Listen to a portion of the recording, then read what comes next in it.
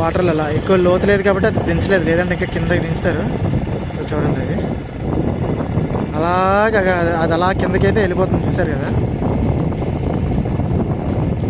ఇంకా అలా స్ట్రైట్గా ఇంకా అటువైపు వెళ్ళిపోతాయి అనమాట.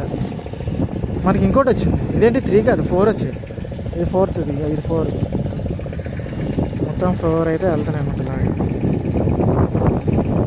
సో మన సీతాఫలం బీచ్ అయితే అటువైపు ఉంది. ఇక మధ్యలో నేను చెప్పాను కదా ఒక బీచ్లోకి వాటర్ వెళ్తుంది, కాలువలో ఉంటుంది అని చెప్పి. సో ఇంకా అనమాట ఎంత బాగుందో.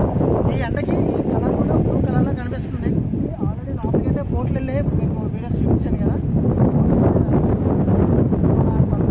ఆ కొండ మీద కాకుండా ఇక్కడ ఒక కొండ ఉంది, ఈ కొండ ఆ కొండ మనం ఇప్పుడు చూసుకొని వచ్చాము.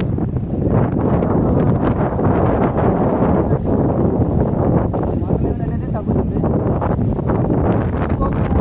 ఇంకొక బోట్ అయితే మళ్ళీ వెళ్తుంది. సీతాఫలం బీచ్లో ఉన్నాం కరెక్ట్గా ఎగ్జాక్ట్గా 100 మీటర్స్ వాక్లో వచ్చాం. తర్వాత ఇంకా పైగా వాటర్ అయితే ఇక్కడ వరకు వచ్చింది. ఇంకా బోట్స్ వస్తున్నాయి. ఇక ఇది ఆల్రెడీ వెళ్తుంది. ఇది చాలా ఇబ్బంది పడి అయితే వెళ్తున్నాయి.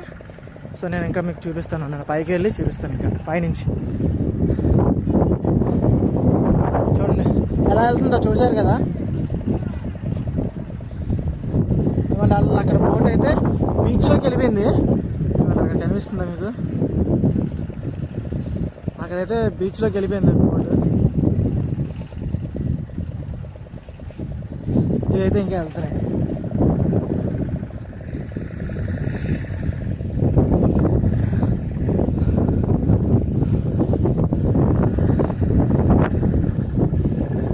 ఇంకండి మనం ఇప్పుడు ఇలా వెళ్ళాలి పైకి.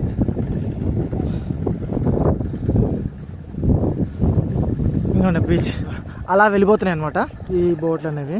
సో చూడండి ఇది ఎలా వస్తుందో.